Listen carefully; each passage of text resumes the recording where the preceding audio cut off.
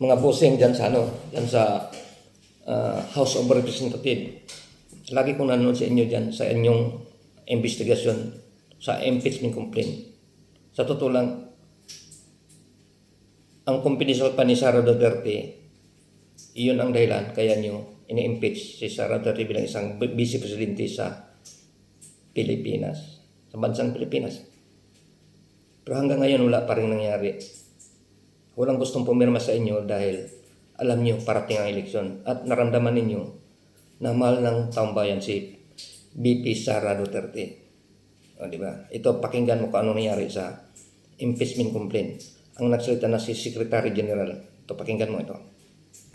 They sign this or endorse, no? The moment they endorse through their signature, through a resolution, any of the complaints, it could affect their re-election efforts, no? Especially if one congressman is running for a national post like a senatorial bet or party list. Party list candidates are voted nationwide. Maybe one of their concerns is the votes that they could gather potentially from Mindanao. O ano nang nangyari sa inyo? Bakit ayaw niyong pumirma?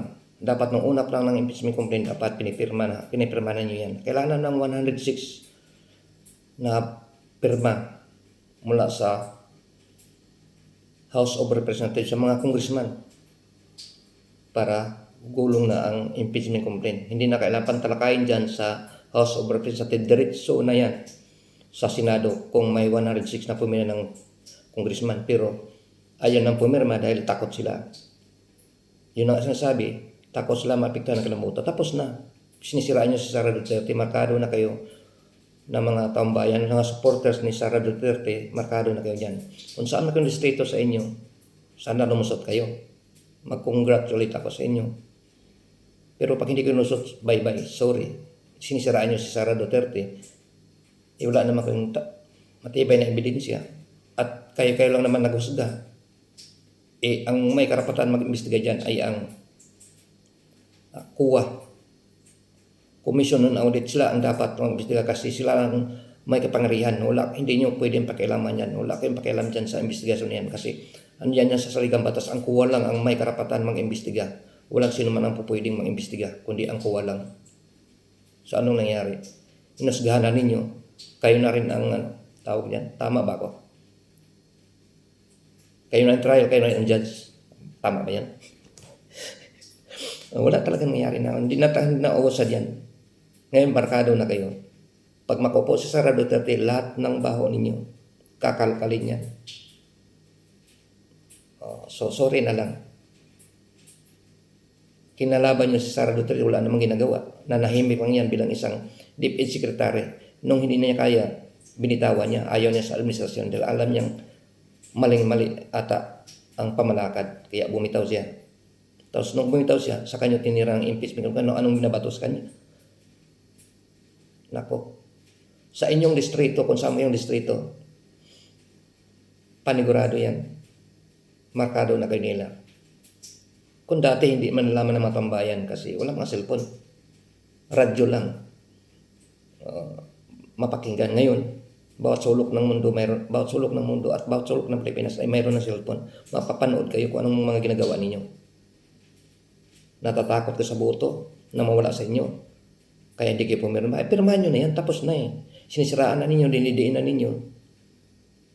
Nagkaproblema na nga dyan sa pag-investigasyon sa maling pag-contempt nyo sa isang tao na nagsasabi ng totoo.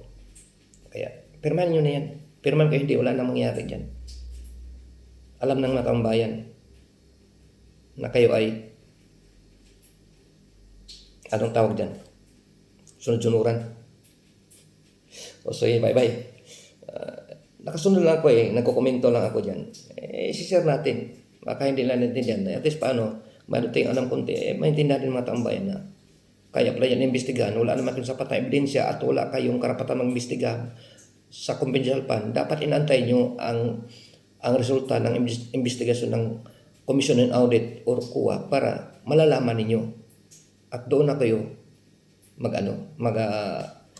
magsasabi na talagang maling-mali ang paggasta ng confidential fund ni Sara Duterte. Dapat inantay nyo ang wala, nagmandali kayo. Ang akala nyo, nung ginagawa nyo ay babango ko sa mga taong bayan at babango ko sa kanyang distrito na kayo ay bubuto kasi wala kayong pinapanigan. Pero maling-mali ang ginagawa nyo.